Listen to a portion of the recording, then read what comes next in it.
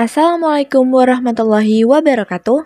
Perkenalkan, nama saya Davina Yala Rizky Giga Prameswari, NIM 221520100019 dari program studi S1 Kebidanan dan Profesi Universitas Muhammadiyah Sidoarjo. Pada kesempatan kali ini, saya akan menjelaskan materi perkuliahan genetika dan biologi reproduksi tentang teratogenesis. Teratogenesis adalah keadaan di mana perkembangan janin atau embrio yang tidak normal, sehingga hal ini mengakibatkan kerusakan atau kecacatan saat masa pembentukan organ-organ pada janin. Kerusakan ini sendiri yang akhirnya akan menyebabkan janin lahir dengan cacat. Teratogenesis merupakan kejadian yang disebabkan oleh teratogen, yang dimana definisi dari teratogen merupakan bahan-bahan yang memiliki dampak yang merugikan untuk janin di tahap fertilisasi sampai kelahiran. Jika gen ataupun kromosom didapat sudah tidak normal, hal ini teratogen sendiri hanya merujuk pada zat-zat dan lingkungan seperti obat-obatan dan virus. Teratogen akan menyerang pada induk, plasenta, bahkan sampai kepada janin. Terdapat banyak faktor yang menjadi penyebab teratogenesis.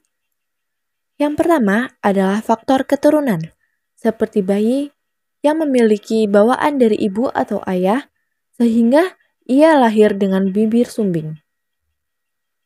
Lalu, faktor lingkungan, di mana ibu mengonsumsi obat-obatan tertentu dan mengonsumsi alkohol yang sudah jelas tidak baik untuk perkembangan janin dan ibu hamil. Faktor ketiga, terdapat faktor penyakit bawaan dari ibu, seperti diabetes dan toksoplasmosis. Selanjutnya, radiasi juga membawa salah satu faktor yang dapat menyebabkan teratogenesis. Faktor kelima, yaitu faktor patogen, atau organisme kecil yang menyebabkan penyakit pada sel inangnya. Sel inang tersendiri ini adalah ibu hamil. Faktor patogen bisa disebabkan seperti virus rubella dan penyakit herpes. Faktor terakhir yaitu faktor yang disebabkan oleh logam berat seperti timbal merkuri juga akan menyebabkan kejadian teratogenesis. Selanjutnya terdapat 8 mekanisme teratogenesis. Yang pertama adalah mutasi, di mana perubahan urutan nukleotida pada molekul DNA. Yang kedua, ada kelainan kromosom. Kelainan kromosom ini dapat menyebabkan peningkatan penampakan mikroskopik penurunan dan pengaturan kembali kromosom dapat menyebabkan kematian, kecuali pada kelebihan atau kekurangan kromosom seks. Penyebab kelainan kromosom ini adalah dari infeksi virus, radiasi, dan juga zat-zat kimia. Yang ketiga, terdapat gangguan mitosis. Senyawa sitotoksik yang dapat menghambat sintesis DNA, seperti hidroksiurat, dapat memperlambat bahkan menghentikan mitosis.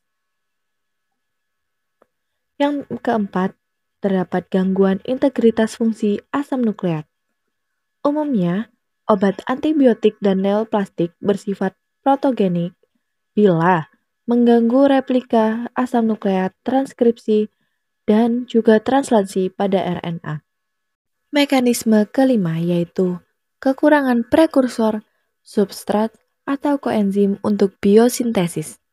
Kekurangan ini bisa terjadi karena kurangnya asupan makanan dan adanya analog spesifik atau antagonis. Kegagalan aborsi di saluran internal induk atau kegagalan pengangkutan melalui plasenta. Yang keenam, yaitu mekanisme perubahan sumber energi. Jalur penyedia energi yang dapat diganggu oleh teratogen adalah proses glikolisis, siklus asam sitrat, dan juga sistem transport elektron dan sumber glukosa. Yang ketujuh terdapat mekanisme penghambatan enzim. Fungsi enzim sendiri diperlukan pada semua aspek dalam diferensiasi dan pertumbuhan, sehingga jika terdapat gangguan pada kerja enzim, bisa mengakibatkan gangguan juga pada perkembangan janin. Yang kedelapan, yaitu mekanisme ketidakseimbangan osmolaritas. Keseimbangan osmolaritas ini akan berperan penting sebagai mekanisme teratogenik dengan mengubah tekanan dan viskositas cairan pada kompartemen yang berbeda-beda pada embrio. Contohnya, antara plasma darah dan ruang ekstrakapiler atau cairan intraembrionik.